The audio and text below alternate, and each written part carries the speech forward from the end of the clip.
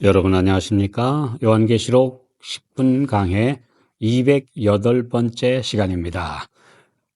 오늘은 계시록 14장의 10번째 강해로 영원한 복음, 영광의 복음이라는 주제로 함께 하나님의 말씀을 살펴보시겠습니다. 계시록 14장 6절. 또 보니 다른 천사가 공중에 날아가는데 땅에 거하는 자들 곧 여러 나라와 족속과 방언과 백성에게 전할 영원한 복음을 가졌더라. 온 세상 사람 누구에게나 복된 소식이 되는 말씀은 오직 죄의 정죄와 죄의 속박, 곧 죄의 감옥에서 석방되는 것이며 죄가 없는 하늘 세계에 들어가는 최종 구원의 완성까지입니다. 이에 미치지 못하는 어떤 좋다는 소식도 일시적이거나 또는 불량품에 불과합니다. 고린도후서 4장 4절. 그 중에 이 세상 신이 믿지 아니하는 자들의 마음을 혼미케 하여 그리스도의 영광의 복음의 광채가 비추지 못하게 함이니 그리스도는 하나님의 형상이니라. 인류에게 영원토록 사는 길을 열어주신 그리스도는 이 복음이 실체가 되도록 빛을 비추고 계십니다. 이 빛을 따라가는 성도들은 그분이 계신 지성소에 그분을 만나러 들어가게 되는데 그곳에 진정한 영광, 곧 쉐키나가 있습니다. 그래서 영원한 복음은 영광으로 우리를 인도합니다. 고린도후서 3장 18절. 우리가 다 수건을 벗은 얼굴로 거울을 보는 것 같이 주의 영광을 보매 저와 같은 형상으로 화하여 영광으로 영광에 이르니 곧 주의 영으로 말미암음이니라. 왜 영광이 그토록 중요한 주제가 될까요? 아담과 하와가 에덴에서 창조함을 받았을 때 그들은 영광스러운 존재였습니다. 빛의 광채가 그들을 두르고 있었고 모든 사물을 환하게 볼 수 있는 밝은 시야를 가지고 있었습니다. 그들은 하나님과 얼굴과 얼굴을 마주 대할 수 있었습니다. 그러나 그들이 사탄의 유혹에 넘어간 후에 영광이 그들에게서 떠나고 나자 그들은 벌거벗은 상태가 되고 말았습니다. 밝은 빛으로 둘러싸여 행복한 삶 대신에 무지와 어두움에 갇혀버렸으며 현재 육신의 눈으로는 3차원밖에 볼 수 없는 시야에 머물고 마는 인간이 되고 말았습니다. 인류가 에덴에서 잃어버린 영광을 다시 찾는 것이 복음의 행로입니다. 그 영광은 인류를 다시 영원이라는 세계로 들어가게 해 줄 것입니다. 이미 에녹과 모세를 비롯해 엘리야 같은 믿음의 선조들이 그 찬란한 영광의 세계로 옮겨갔습니다. 그분들 외에도 예수님의 부활 시에 영광의 몸으로 부활한 많은 성도들이 그 영광 안으로 올리워 갔습니다.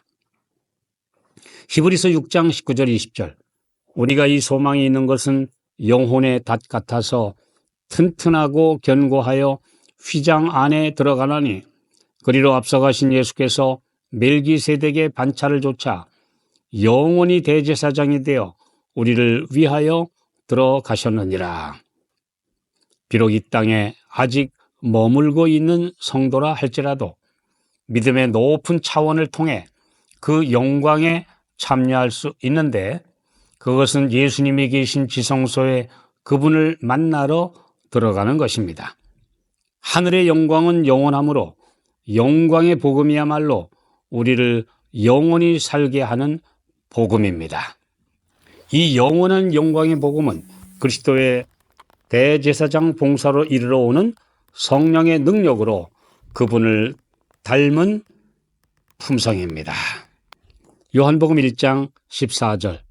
말씀이 육신이 되어 우리 가운데 거하심에 우리가 그 영광을 보니 아버지의 독생자의 영광이요 은혜와 진리가 충만하더라. 제자들이 육신을 입고 오신 예수님과 함께 3년 반을 있으면서도 그분의 영광을 보지 못했던 것은 이 세상의 썩어질 영광만 보았던 까닭이었습니다. 인간의 눈에 화려한 것이 곧 영광이라고 착각하고 있었으므로 인간들이 보기에 고운 모양도 풍채도 없으셨던 그분에게서 그들은 아무 영광도 볼 수 없었습니다. 변화산에서 해보다 더 찬란한 신성의 영광을 입으신 예수님의 모습을 세 제자들이 아주 잠깐 동안 볼 수 있었지만 아직도 어둠의 근시안이 그들에게서 벗어지지 않았습니다. 이것이 바로 오늘날 우리들의 믿음 없는 상태와 동일합니다. 계시록 3장의 참된 증인이신 예수님의 권고처럼 영적인 안약을 발라 보게 될 필요가 있습니다. 그러나 제자들이 성령을 받고 하늘의 영광을 바르게 보게 되자 그들은 인간으로 오셔서 육체의 장막을 치셨던 예수님에게서 빛났던 하나님의 영광을 뒤늦게 보게 되었습니다. 하늘이 진정 값지게 평가하는 보석보다 빛나며 정금보다 값진 품성의 영광을 볼 수 있게 된 것입니다. 이제 사도들을 통해 성도들이 바라보는 영원한 복음, 영광의 실체가 무엇인지 드러났습니다.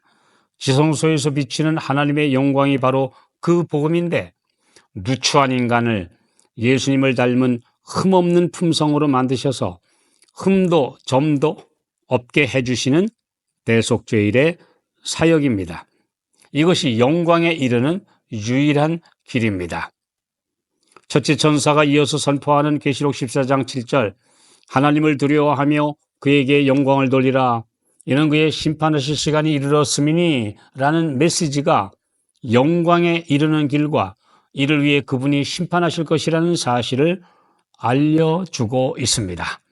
이 재림 전에 있을 의인들을 하늘로 데려가시기 위한 심판이 곧 영광에 이르는 길입니다. 대속죄일의 심판에서 모든 죄가 도말되고 흠없고 점없는 완전한 품성을 입게 되면 그 잃어버린 영광을 다시 찾게 되는 것입니다. 이 진리는 너무도 중요하며 지성소에 들어가는 모든 성도들에게 살아있는 소망의 기별입니다. 영원에 이르는 길은 우리 주 예수님의 대제사장 봉사와 대속죄일의 모든 죄를 도말하시는 역사로 열리게 되어 있기 때문입니다.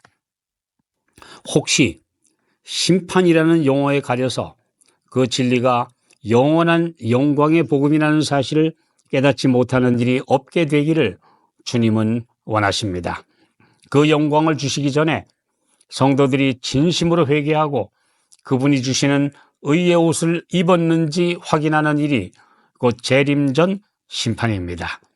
심판은 악인들에게는 영원한 멸망을 의미하는 말이지만 믿음으로 구주를 영접한 의인들에게는 완전하게 만드셔서 영원한 세계로 데려가시는 것을 의미합니다.